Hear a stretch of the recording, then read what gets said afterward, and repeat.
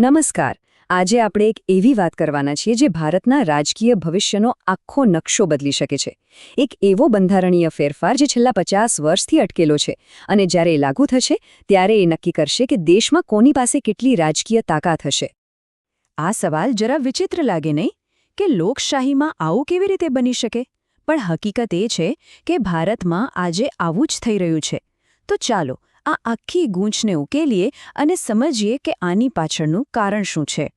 તો પહેલા સવાલનો જવાબ છે ને એ એક જ શબ્દમાં છુપાયેલો છે: સીમાંકન. હવે આ શબ્દ થોડો ટેકનિકલ લાગે, પણ એનો અર્થ આપણી લોકશાહી માટે બહુ જ મહત્વનો છે. સીધા શબ્દોમાં કહીએ તો સીમાંકન એટલે ચૂંટણી વિસ્તારોની હદ ફરીથી નક્કી કરવી. એનો મુખ્ય હેતુ એક જ છે: એ સુનિશ્ચિત કરવું કે સંસદમાં બેઠેલો દરેક નેતા લગભગ એકસરખી વસ્તીનું પ્રતિનિધિત્વ કરે. બસ આ જ રીતે એક વ્યક્તિ એક મતનો સિદ્ધાંત સાચા અર્થમાં કામ કરી શકે. આખી પ્રોસેસ છે ને એ મુખ્યત્વે 3 સ્ટેપમાં થાય છે. પહેલાં તો સંસદમાં ટોટલ સીટો કેટલી રહેશે એ નક્કી થાય. પછી કયા રાજ્યની વસ્તી કેટલી છે એના આધારે સીટો વહેંચાય. અને છેલ્લે રાજ્યની અંદર અલગ અલગ મત વિસ્તારની સીમાઓ દોરવામાં આવે છે. પણ અહીંયા જ આખી વાત રસપ્રદ બને છે. આટલી જરૂરી પ્રક્રિયા હોવા છતાં એને બાયકાઓથી જાણી જોઈને અટકાવી દેવામાં આવી છે. ચાલો સમજીએ કે આવું કેમ કરવામાં આવ્યો. જરા ટાઈમલાઈન પર નજર કરો, આખી વાત સમજાઈ જશે. આજે પણ આપણી લોકસભાની બેઠકો છે ને એ 1971ની વસ્તી ગણતરી પ્રમાણે ચાલે છે. 1976માં એને ફ્રીઝ કરી દેવાય અને પછી 2001માં એ ફ્રીઝને 2026 સુધી લંબાવી દેવામાં આવ્યો. તો સવાલ એ થાય કે આ બધું રોક્યું કેમ? કારણ હતું પરિવાર નિયોજન. દક્ષિણના રાજ્યોએ વસ્તી નિયંત્રણમાં બહુ સારું કામ કર્યું, એટલે એમની વસ્તી ધીમે ધીમે વધી.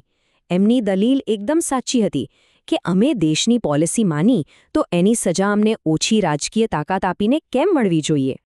અને હવે આપણે આ વિશ્લેષણના સૌથી ધમાકેદાર ભાગ પર આવીએ છીએ.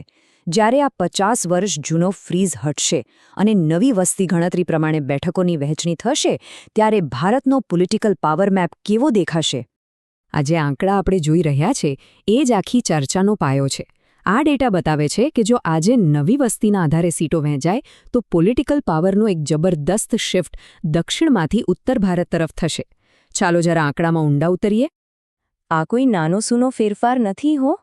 આપણે એક એવા ઐતિહાસિક પુનર્વિતરણની વાત કરી રહ્યા છીએ જે ભારતના રાજકીય સમીકરણોને મૂળમાંથી હલાવી નાખશે. ચાલો સીધા આંકડા પર આવીએ. આ ટેબલ જુઓ. ઉત્તર પ્રદેશ અને બિહાર જેવા રાજ્યોને સીધી 10થી 11 બેઠકોનો ફાયદો થઈ રહ્યો છે. અને બીજી બાજુ તમિલનાડુ અને કેરળ જેવા રાજ્યો પોતાની ઘણી બધી બેઠકો ગુમાવી રહ્યા છે. મતલબ એકદમ સ્પષ્ટ છે, રાજકીય શક્તિનું પલડું ઉત્તર ભારતના રાજ્યો તરફ ભારે થઈ રહ્યું છે, જ્યારે દક્ષિણના રાજ્યોનો પ્રભાવ ઓછો થઈ રહ્યો છે.